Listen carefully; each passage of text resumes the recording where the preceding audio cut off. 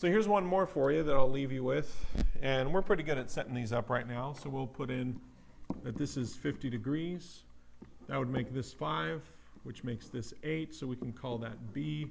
That side C, and that up there would be angle C. And let's go ahead and set up the ratio. It's going to be sine B over 8 is equal to sine 50 over 5. And I'll go ahead and multiply both sides by 8. And then we'll set this up so that B is, just like we've done in this previous examples, the sine inverse of sine 50 times 8 over 5. Okay?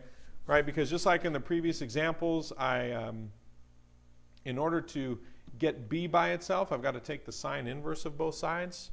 So in the calculator, sine 50 times 8 over 5. So let's clear this out, and we'll say the sine of 50 times 8 divided by 5. Oh boy. Times 8 divided by 5. And that gets me that ratio. And now I want to take the sine inverse. And I'll go grab that ratio. And that's kind of weird, right? It gives me an undefined angle measure, which means that something's wrong. And the thing that's wrong is happening right here. Okay? If you remember back from our studies with sine, the graph of sine only goes up to 1 and down to -1. So that's outside the range of sine. Okay, for those of you that might just be looking at that for the first time or trying to figure out what I'm talking about, let's take a look at the graph of sine. And here it is. Okay, so if you look, the sine graph goes up to 1 and down to -1, and that's it. It never goes beyond that.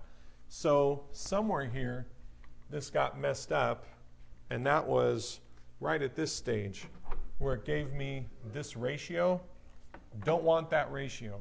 Okay, sine doesn't want that. That's saying that's outside of its values that it can compute for sine inverse there, so it gave us undefined. So this is that situation that I spoke of in that program in a previous video, where we actually have this situation where the side is just too short and it is not going to reach that third side. So this is what we're talking about, a situation where it's not actually a triangle, the measurements that it's giving us. So here, when we got that undefined, we would just say that this is no triangle. You'd say no triangle, or like no triangle here, or not a triangle, or undefined, whatever. So that looks like it's it for non-right triangles and the law of sines. And we'll be posting a video up soon about the law of cosines.